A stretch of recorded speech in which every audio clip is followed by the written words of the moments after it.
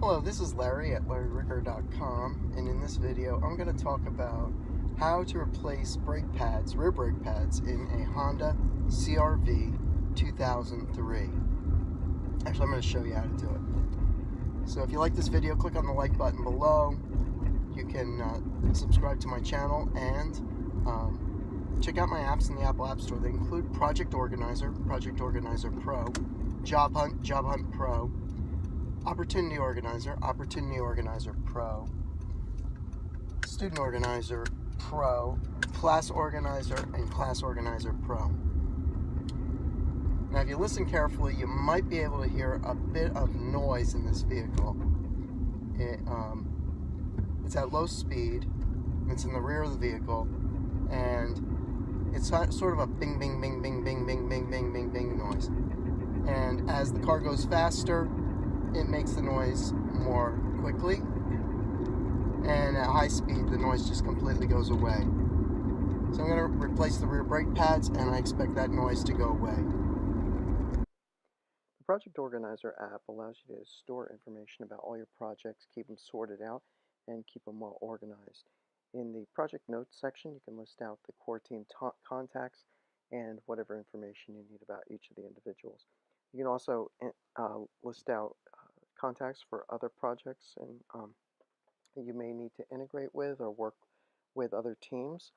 And you can list out like your business representatives that may provide financing for your projects and that kind of thing. So you can look it up quickly. You can keep track of your schedule, and you can make lists of acronyms of key terms that you use in the projects. You can list out your impediments, like what things are holding up you that you need to action on and follow up on. You can list out your agile status so that you could go through each day and have what you accomplished on every single day. You can combine those together and produce nice, robust status reports for whoever you have to send those out to. You can list out your risks and issues and your key decisions that you've made. And you can list out defects if you're working on software. And it also is very useful for creating minutes. So you can, as you go into a meeting, you can open up a new description for that particular meeting, type up who was at the meeting, list out, like of course the date, and any key decisions that were made, any discussions, anything that was brought up. And then later you can go back and search through your notes and find all your past meetings and either generate minutes easily by just a click of a button, or you can also search for them and find out what decisions were made like a week ago, 3 weeks ago, a month ago, or even a year ago, and bring up that information and have that when you're in other meetings to present to the team members to clarify when nobody can seem to remember what was decided. Also, I have the Job Hunt app, which allows you to keep track of when you're looking for a new job, who you contacted, what salary, what conditions you agreed to, all the contacts who contacted you, who was the HR rep, who was the hiring manager, all the people that you interviewed with, and keep track of any terms that you agreed to when you're negotiating, and keep track of like how many vacation days and how much the salary was, so you can later compare your multiple offers and come up and accept the best situation for yourself. The class organizer allows a student to keep track of their notes, keep track of their homework assignments. They can actually type up their notes in the app, and then they can share that with their friends and collaborate and use it as a study tool later. Well, I just stopped in at the AutoZone, and they didn't have any semi-metallics. They were out of stock or discontinued. They had some type of organic type brake, and then they had ceramics, and comes with the clips, and I got the lubricants for the shafts. They drive in and out separately. Those are like $1 a packet. The ceramic brake pads were about $32.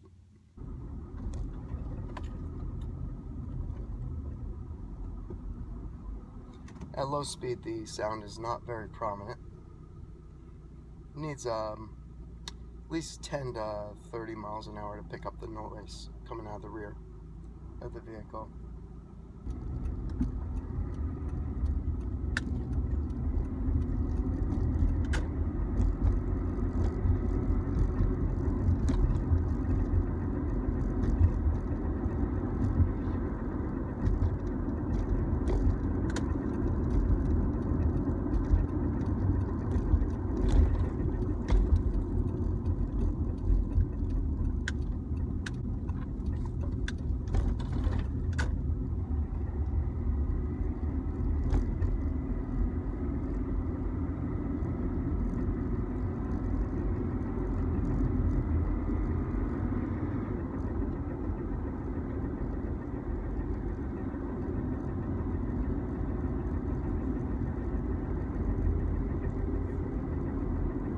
Doing about 30 right now. I can hear the noise. I don't know if the microphone will pick it up.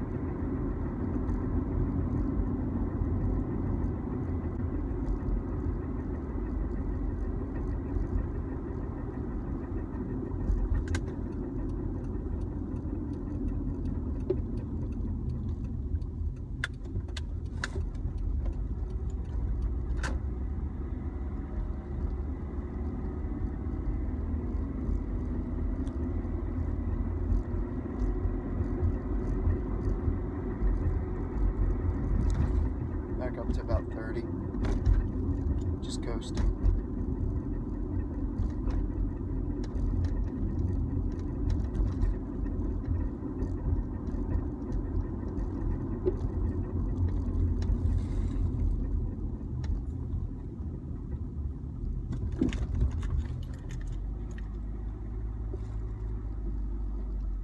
Okay, before you get started on your brake, placing the rear brake pads on a Honda CRV 2003, you want to gather together the tools that you're going to need for the job.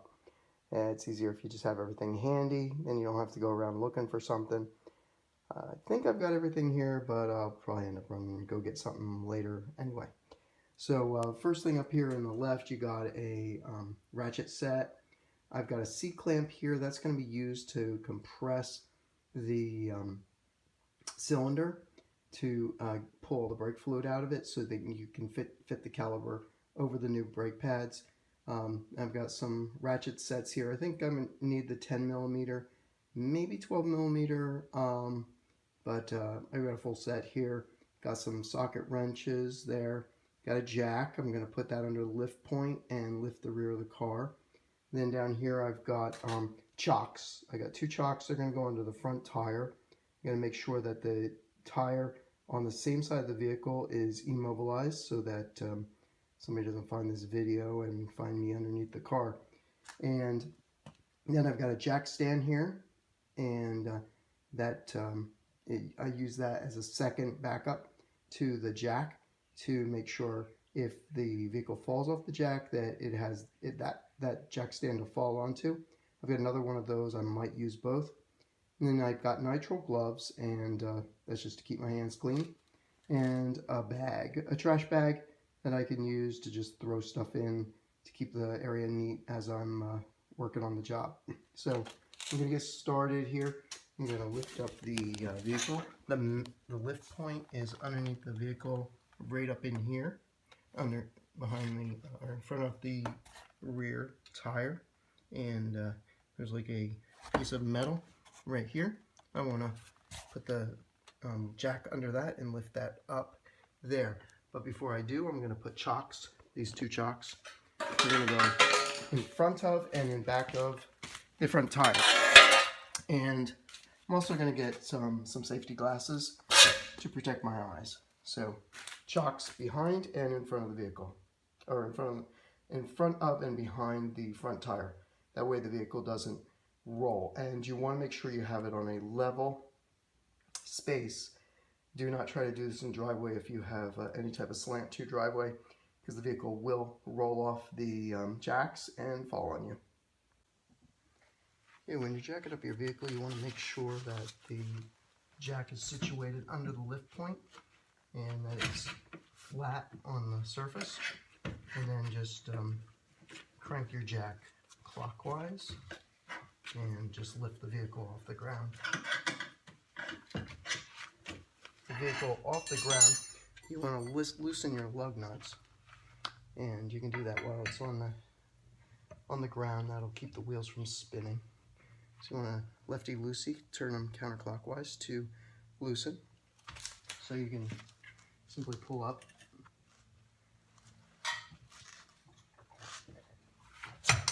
Then you go skip one, go around either direction. Now if you find these lugs are a little difficult to loosen, I use anti-seize grease on my lug nuts so I can pull them with a lug wrench. But if you're having a struggle with that, you can get a curtain rod or a down rod for a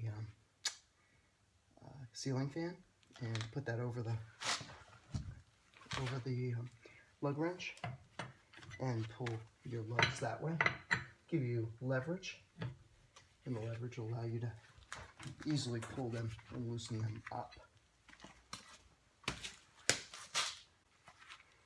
Now if you have your lugs loose, then you can continue to jack the vehicle up.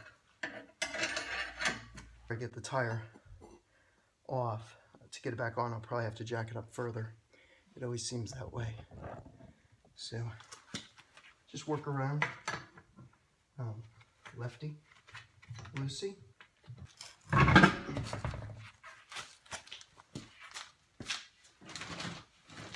Yeah, so here's your essential parts of your brake. You've got a rotor. This is the rotor right here. Then you've got a caliper, and then you got an outer caliper. This is the caliper right here. Your brake pads are inside of here, and they actually have quite a bit left on them. Makes me wonder if I need to replace these. Huh.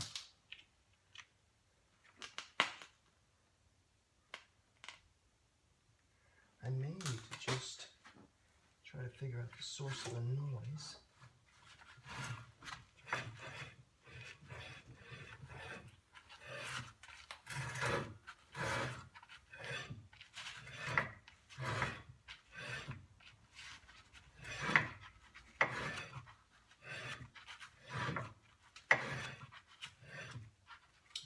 I may not need to replace these. I could just grease them. And what I would be doing is putting lubrication on the parts that move in and out here that squeeze the brakes. I got about a 1/4 inch of brake pad left on there, so I don't think it's necessary to replace these. So I'll grab my 10mm. See if that fits. Can I be wrong? Okay. Then we'll go up to maybe the 12. That's 14. Okay. There's a 12. Yeah, it fits just fine. Okay.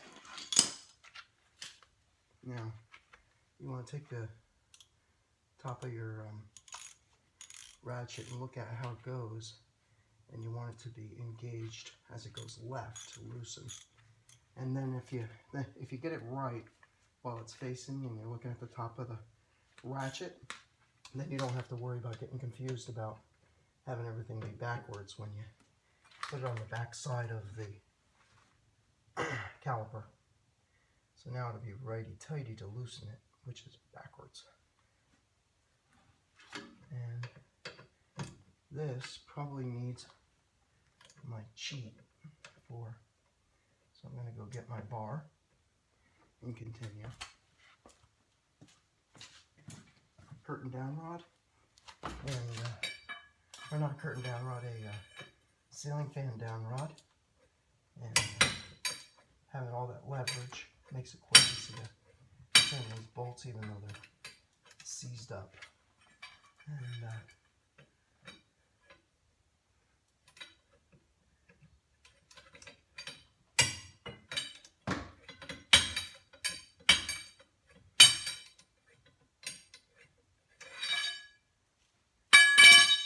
you just need that initially to loosen it.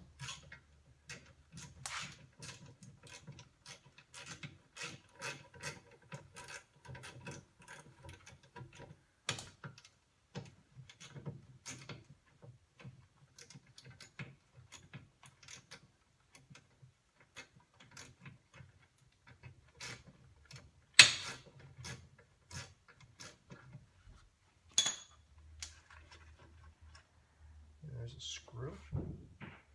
And you want to have some kind of screw management where you keep track of your bolts and nuts. You can set your caliper up on top, and then you can pull out your pins. And that pin has lubrication on it. I'm going to add some more. So I'll use my paper towels, which I don't have handy.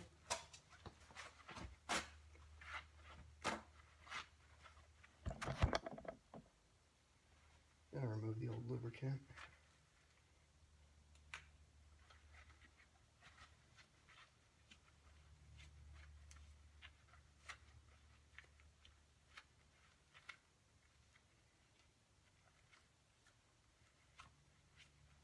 Clean them up. You can replace these every time if you do a brake job. It's up to you. You open up the tear packet and then squeeze out a little bit of lubricant. Comes out clear.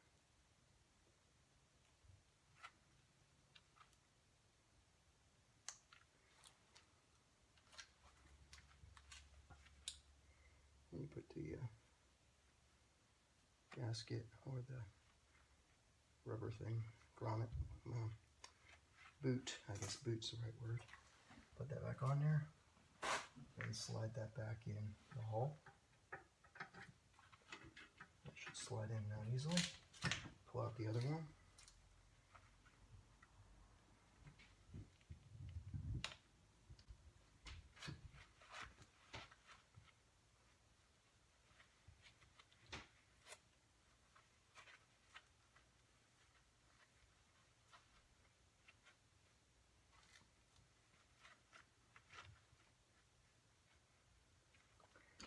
Take some of that brake lubricant, squeeze some of that on this pin, lubricate those.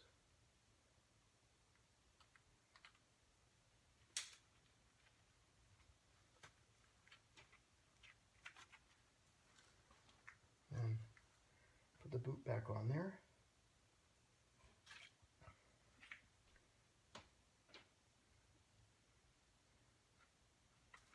Slide that back in the pin.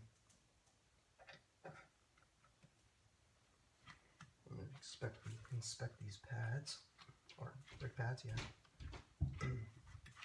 They're not sliding out easily. That's why we have a screwdriver.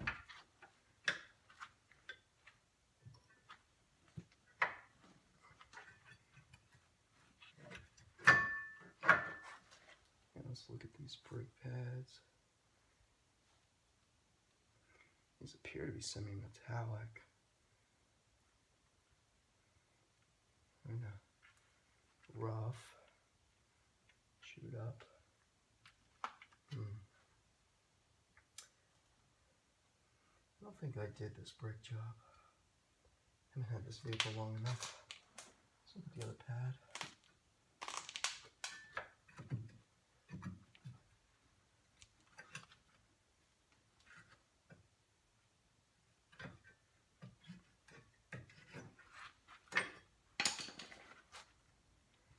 Semi-metallic. This is the noise system. That isn't rubbing against here, so that is not the source of the noise.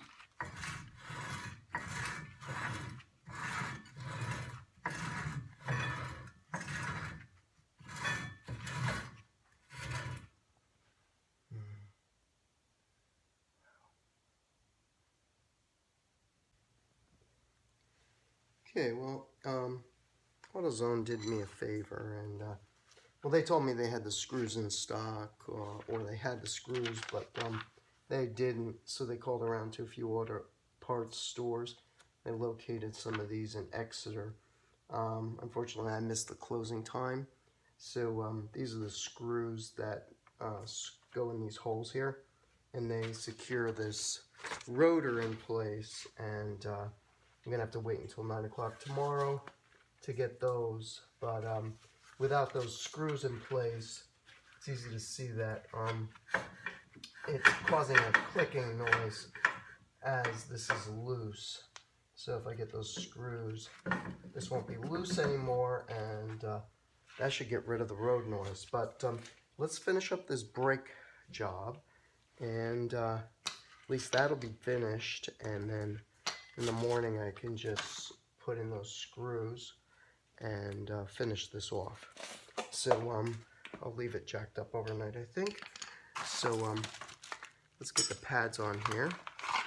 So it's procedure's the same as the other side. Get the metal brackets, and then we get the lubricant, and squeeze a little bit of the lubricant out onto the surface here. You want the surface where things will be rubbing against it. Get some of that nice jelly lubricant on here. Now this is a special brake lubricant because brakes get hot, so you need lots of heat resistance to lubricant. If you just put regular grease on there, it'll just disappear. It'll get all hot and just dissipate. So then we'll grab the other metal surface here. That one's all rusty. And then we'll grab a new metal clip. These all come with, well, they don't come with every set of brake pads, so you might want to be careful how you order and make sure they come with the metal clips. And then just squeeze some lubricant on there. And again, I'm trying to get rid of noise, but I think the noise is probably not as much the brake pads as much as it's the fact that somebody did a brake job on this and replaced the rotor and didn't, maybe they did a hub replacement and they didn't think it was necessary to screw the rotor and use those screws to secure the rotor. But then it's producing enough noise that it's irritating everybody that drives this car, so including myself. So put this one in back. Again, it's got to slide down in these onto that metal clip. Make sure it's in place. It's not going to pop loose. Then you grab the outer pad. Again, it slips right in here. And by slip, I mean, okay, it goes in place. Okay, there you go. And then you want to pull the caliper back over the top. Being careful not to loosen that, but I forgot an important step that I demonstrated on the other side, and that is we have to use the C-clamp to suppress or squeeze the brake cylinder on the caliper that squeeze the pads against the rotor. Try to get this in place. Now there's a speed sensor on the, I see wires hanging out of the back of this. There's a speed sensor on some of these hubs, and maybe this wheel has a speed sensor on it. And that speed sensor is important because it senses the spinning of the tire, and it can determine that the front tires are spinning differently than the back tire. And as a result, your ABS or anti-lock braking system can get engaged, and it'll start pulsing the brakes. So So that's another. It could be that the person was repairing that sensor, and it's a pretty common failure point. They may have been doing that repair on this vehicle and didn't bother to put the rotor screws back on.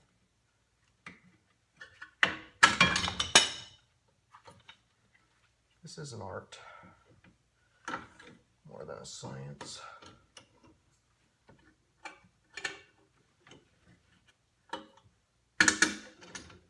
Compress this brake cylinder so that it slides over the calipers easily over the brake pads. Lubricate these. So let's get a paper towel. It's very important to lubricate all these different components. Make sure you get rid of all that noise.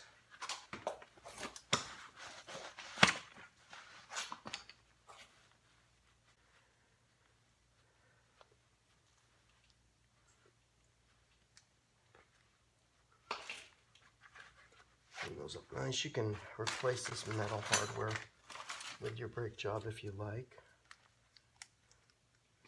I'm just cleaning them up and then squeezing out some lubricant, gel, and smearing that on the sides.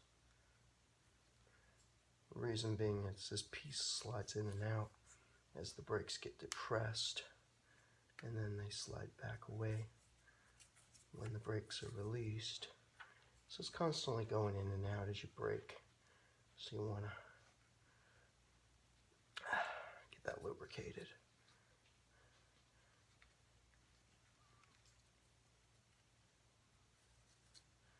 There's some lubricant coming out.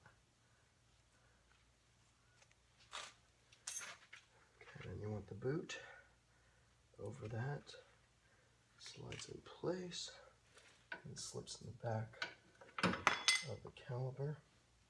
Don't want your brake pads falling off. Just put that back in place. Spread that on the surface of the pin.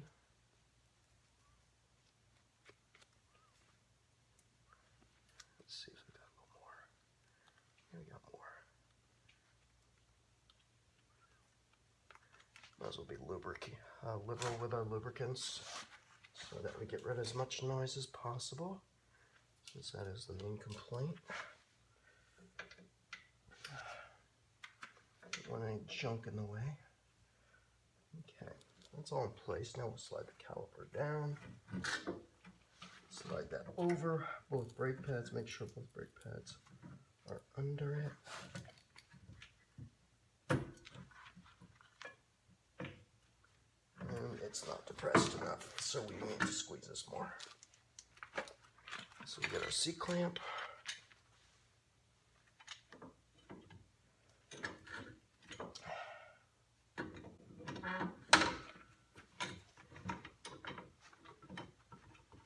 Get anywhere on the cylinder, find a spot on the back. You can find a piece of metal to press against and just twist it to depress it.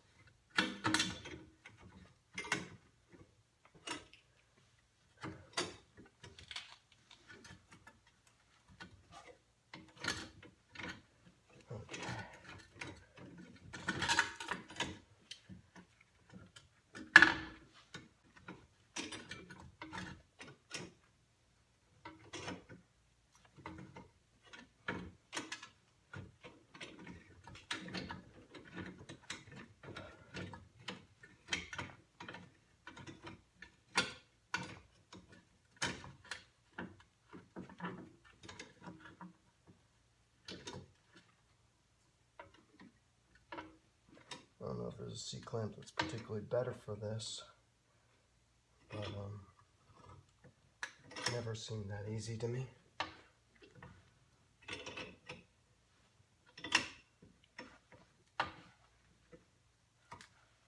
Okay, now it's depressed. Okay. Alright, so if you can look at that, you can see the cylinder's pushed in, it's out of the way. Now we can easily slide it over our brake pads. Now we've got it seated properly. It was harder than it should have been. And then we'll just slide this over here. Align it with the pins. Here's the other bolt. Has the anti-seize silver color to it.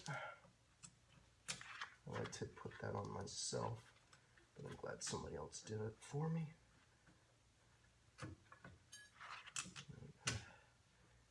Depress the metal clip on the back of the caliper as we're pressing it into place.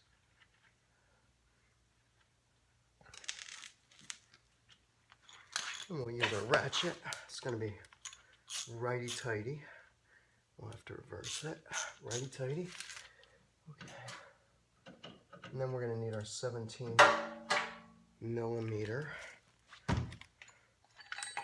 open box wrench. That's a 15. That's a 18. That's a 16. I know I had it here. It's probably the one furthest away. Yep, 17. Slide that over the bolt while it's tightening so it stays in place.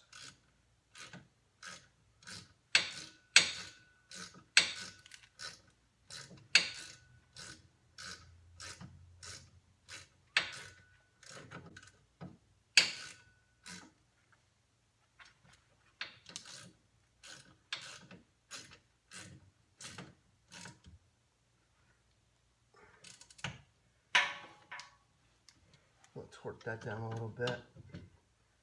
But let's tighten both bolts on the caliper first.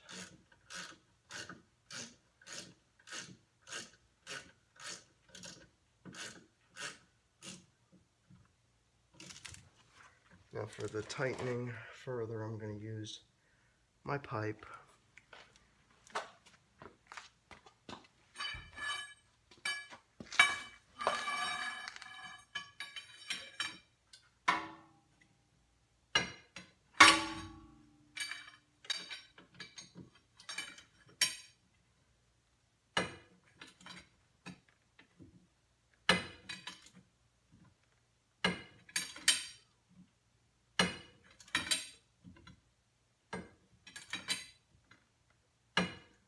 We're really tight, but we don't want to strip any bolts.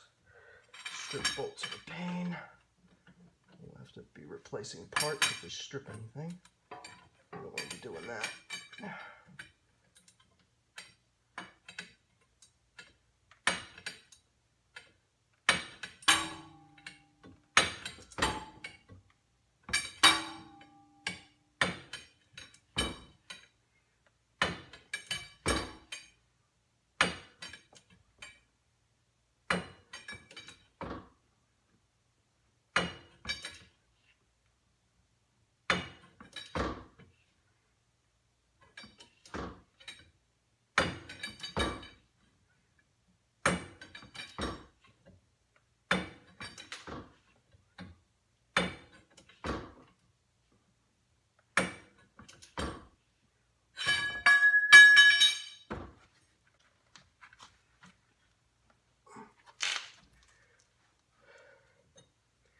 Should be about 37 pounds of pressure.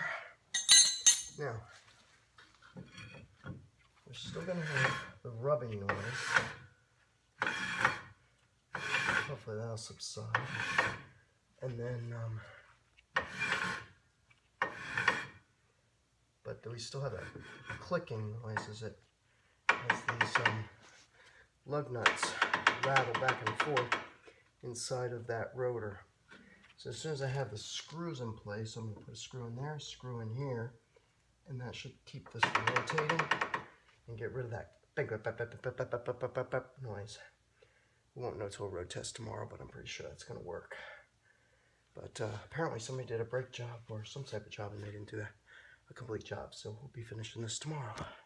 I did a quick check on the internet, and the pounds of torque, at least on my first Google hit, was 36 pounds. So that would be can't really see it on the other side, but that would be going down over to almost the 40 here, maybe halfway between the 20 and the 40 there.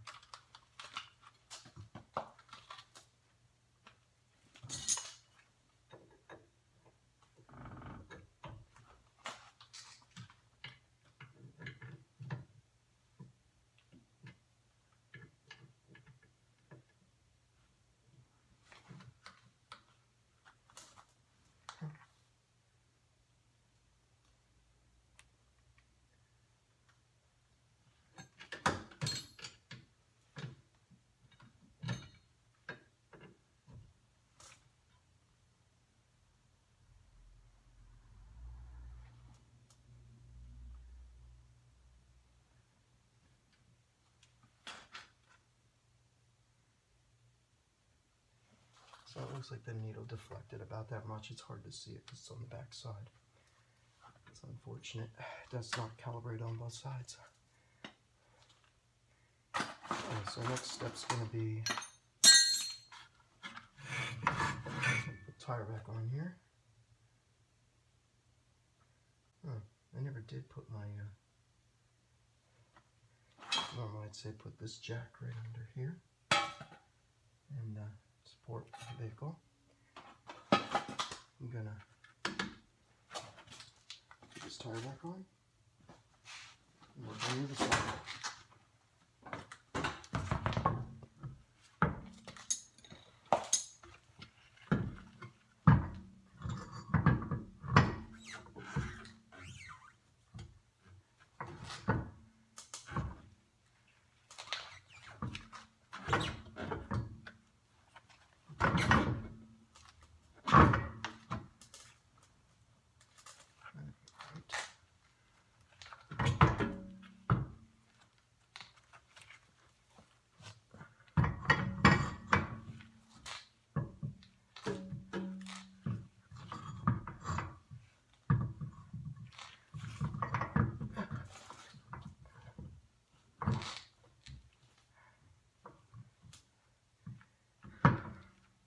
So it's easier to get the tire off than it is to get it back on.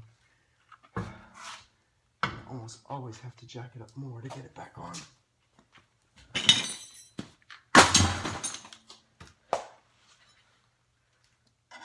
Very tidy.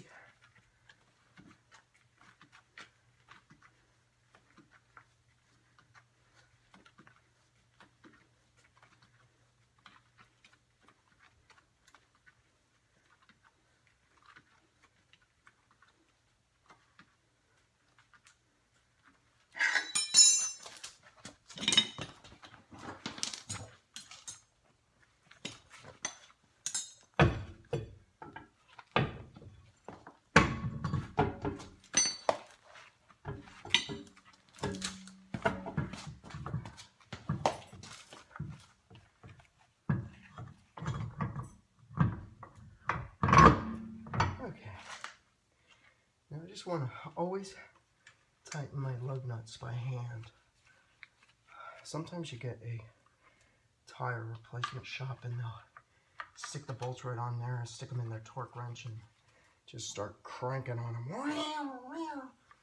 Well, I had a shop in New Jersey do that, discount tire place, and they ripped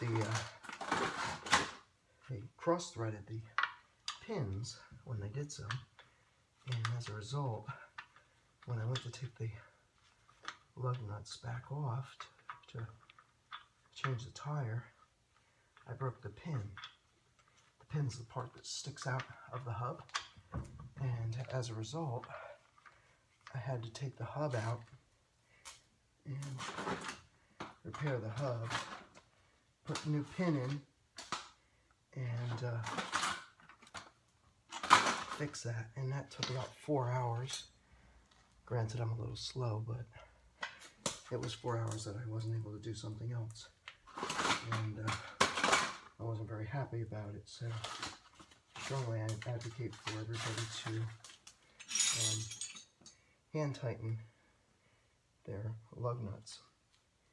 And I've lost a lug nut despite my careful. Oh, there it is. Okay. Put that one back on. Okay. Hello.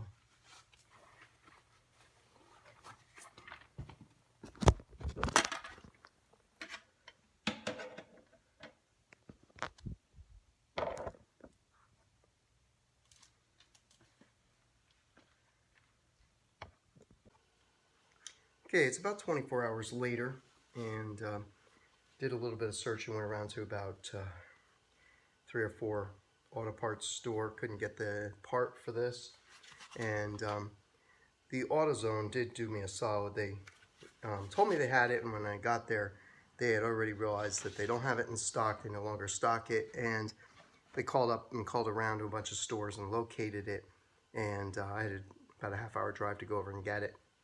The part number is 13824.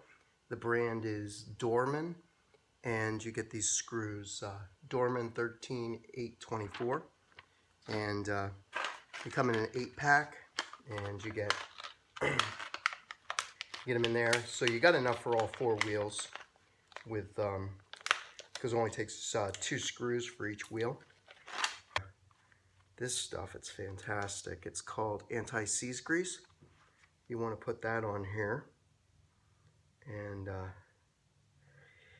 right there.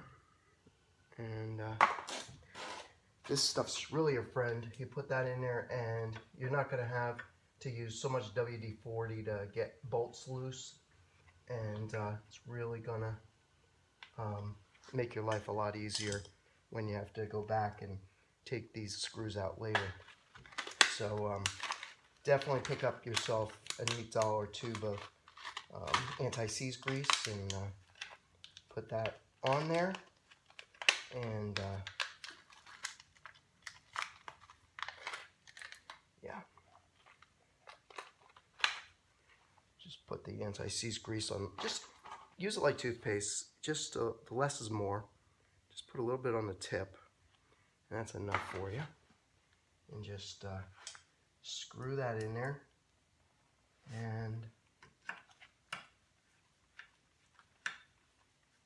those screws should hold this and keep it from rattling. The complaint was it was making that clack, clack, clack, clack, clack, clack noise, and that should get rid of that. So now I'm going to just put the wheel on here. I haven't taken this tire off yet. There's no anti-seize on these pins, so I'll put a little anti-seize on each one of these pins, and that will prevent it from giving me problems in the future. I like that to put a little bit on there to prevent these from, it's not gonna, if you cross thread it, it's still gonna strip off your pins, but it just makes your life a little easier getting the lug nuts off, especially if you're on the side of the road in a snowstorm and you gotta get the tire off the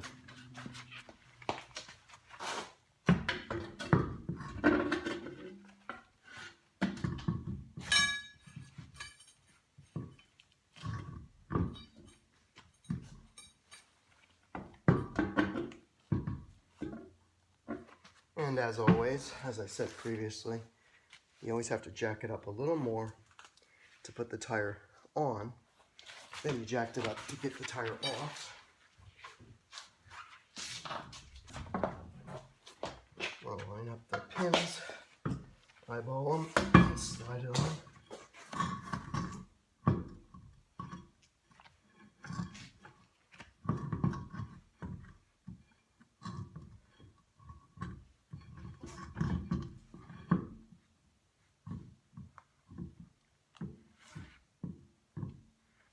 And we're not jacked up enough.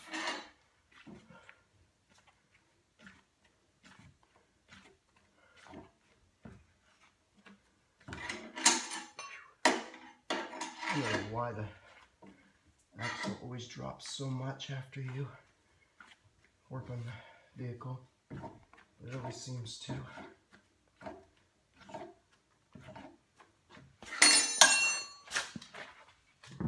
There we go. Okay, and then you just Keep your lug nuts handy.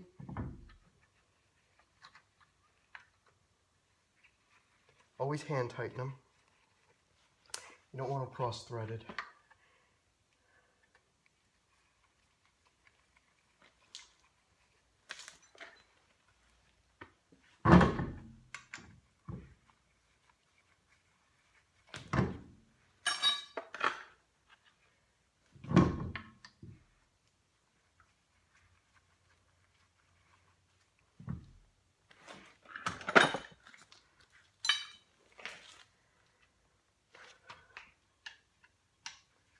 And after I get this tire on, I'm going to go back over to the other side, check up that side, and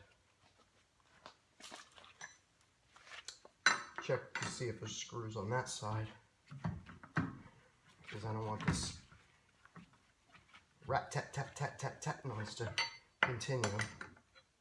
Always skip one.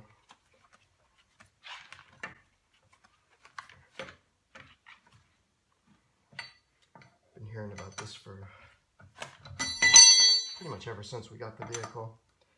Could very well be the reason that the person got rid of it and sold it or traded it in, was because somebody did a brake job or possibly a repair on the speed sensor and the tire, and then didn't bother to put those screws back in. Doesn't look like a new rotor, but rotors are designed, they're made out of material that rusts pretty quickly. So I don't know if you can really tell the age by the amount of rust. The front of this vehicle has carbon fiber rotors that I put on, and in combination with these ceramic disc brakes that really gives you nice braking power.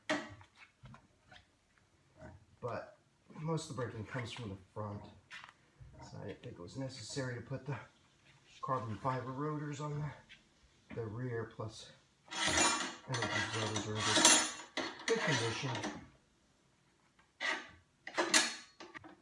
As soon as the tire hits the ground, then you can tighten the bolts up the rest of the way, skipping a bolt each time you go around. And again, I use my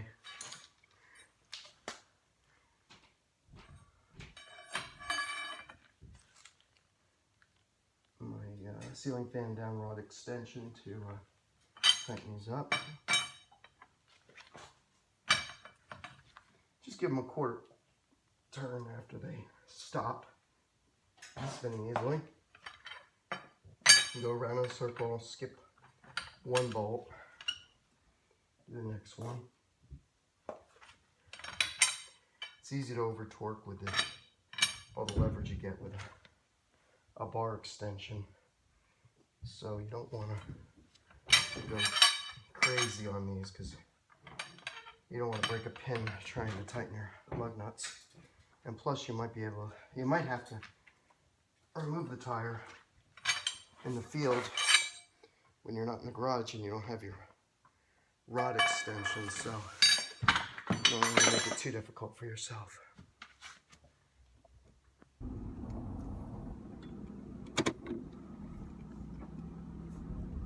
Okay, let's see if we get any noise out of this vehicle.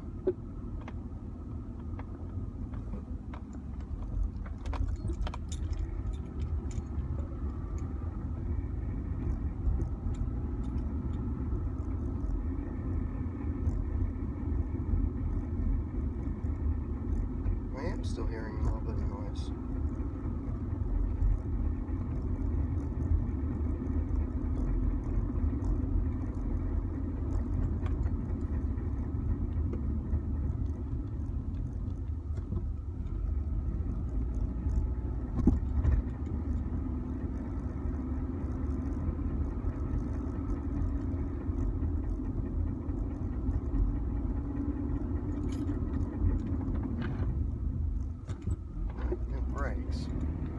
Brakes seem to be working okay.